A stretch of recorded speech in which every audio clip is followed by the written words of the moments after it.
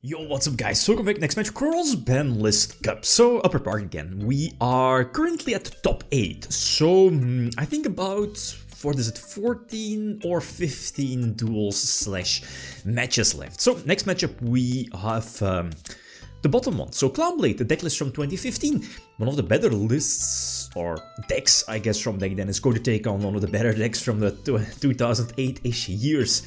That's 15 years ago? Almost, a little over 15 years ago. So Kin-Tele-Undead-ish. Zombie Kin-Tele-Undead from the OCG. So which deck has the advantage? We see the votes, right side here, from the community tab. About, what was it, 4K-ish? 4K votes, a little over 4K. See that the Clownblade has the advantage over Kin-Tele-Undead, so OCG Zombie Kin-Tele-Undead. I could definitely agree to some extent. The OG reason being that the more recent deck has the advantage over the old school deck. I could definitely agree to some extent. Then again, you know, the more recent deck here in this situation has the, or at least doesn't have the advantage of opening with the 6th card. And on the other hand, Zombie Kin-Tele-Undead does have that advantage. Plus, it's playing a lot of pre-errata cards like Crush Card, which is fantastic against Clownblade, obviously. Card of Safe Return, Brionek are all cards pre-errata, so again, that's superb. Problem is going second, especially against Clownblade if they have the capability to pump out Lavalva Chain into Shockmaster. And pre-side deck, I think the only trap that Clownblade is running, or that Kin-Tele-Undead is running, is the is Crush Card. Imagine Crush Card here, that would have been my duel, but I mean, it's just a one-off. It's not searchable, so that's obviously very big.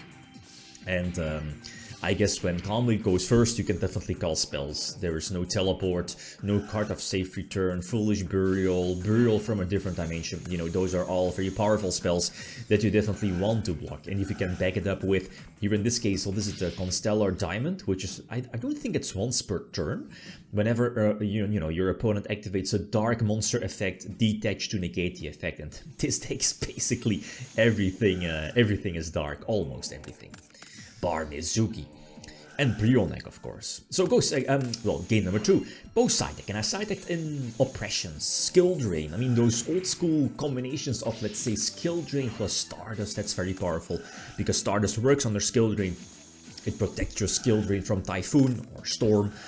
Same for at least the combo with Colossal Fighter and Skill Drain, because again, if Colossal Fighter is destroyed, by battle it will return to the field. You have the capability to return it to the field under Skill Drain.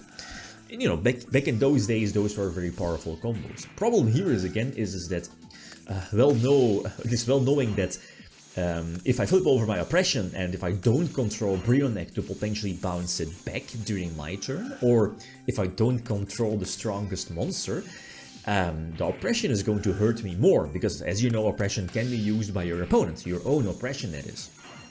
And yeah, because of the, I felt quite comfortably with the 1800 attack Zombie Master. Problem is that Halberd Cannon and Thunder King as well. And well, Halberd Cannon boosted by the field spell, 300 attack boost, definitely has the capability to attack over Zombie Monster. So I lose this particular battle. So it doesn't look too great. 2-0 behind. So let's see, very similar opening move. But now, you know, because of the potential side deck of Duster and multiple Mystical Space Typhoons, I don't opt to pump out, let's say, a Brionek and set one back row, as in Oppression. Again, I don't want to invest my resources, because no card of safe return, so I don't think it was worth it. Thing here though is that I think I'm able to go for a game, well knowing that the Damage Juggler is somewhat of a hand trap for Clownblade. I should double check actually if Damage Juggler is once per turn. I don't think it's once per turn. But like getting max heat here, and imagine that if I would quit, as in, you know, stop special summoning and not go for a game, I don't think it was worth it. So I think I had to push either way. I can pump out a lot of damage, especially reborning my own Hades, right, with one of my Mizukis, and go for Colossal Fighter. I'm not so sure there's an attack boost. I don't think so if there's any warriors in the graveyards. And there is one damage juggler, so one attack is getting nullified. But I don't think, I'm not so sure. Can you use two? Again, I need to double check that.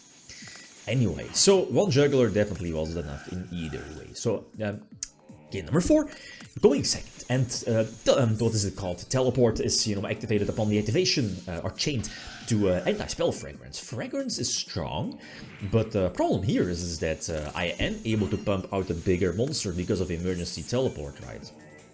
Another potential move to pump out level 6 was normal summon Armageddonite for Plague. Like, this is okay, especially if I have a strong beat stick, being Yugioh Guardian. Like, 2800 is huge. I'm not so sure if I look at the extra deck monsters for Clownblade, I'm not so sure if it can top that. Utopia, what is it, Beyond, but again, Skill Drain blocks that. And again, I don't think it has any, like stronger high attack monsters. Diamond is 2700, I think, or 26. It's definitely lower than Yugioh Guardian. So anyway, Utopia hits the field, but again, it cannot use its effect due to skill drain. And I'm basically controlling the duel, and Clownblade is running some back row, like Compulse is there. But I think I have to, go through, keep special summoning or normal summoning those monsters, get in some damage, drop my opponent as low as possible to potentially steal the win if the potential skill drain is out, right? But it isn't. So nice comeback, 2-2. So let's see. Go second this time, and huge deal. I kind of underestimated Thunder King. I mean, back in the day, what was it, 2008, 2009, and later Tengu Plan format, Thunder King was super strong. No searches, so no Goblin Zombie, no synchro summoning, I guess. I mean, you kind of force out the tribute, but problem is double Thunder King, and the Compulse is also there, so that's so big. I think my only way out here is potentially stall it out with Krabbins, so every time when my opponent attacks, I think I have to pay, what is it, 600 or 800? It's 800, yeah, very similar to, or not the same as Clifford Scout. But again, double Thunder King is just far too strong. Like, I don't see any outs for this. Sure, I can go for like an extra deck summon, go for Breelneck or Goyle, but again, like, double Thunder King is just far too powerful, and I only have my own oppression here in this case, which is not going to help me out. And yeah, in this case, it's pick your poison basically, because I well know that if I flip over oppression, or at least if I don't, the game is over either way. And yeah, I know it's GG. Probably should have normal summoned Crow and attack with Crow to go for game. Nexi is revealed, so I don't think it would have mattered. Well, was Nexi already in the hand in the opening turn? I think so. So Thunder King Nexi, at least in the last game, Thunder King was far too powerful. So next one, this is a big one, this is a huge one, this could have been a finals already. We have Tournament, a decklist from 2022, is going to take on Prime Emancipators. Interesting, which deck is going to take this one? Okay, guys, that's it. Thanks for watching, feel free to leave a comment or like. If you enjoyed the video, I'll be signing out. Peace.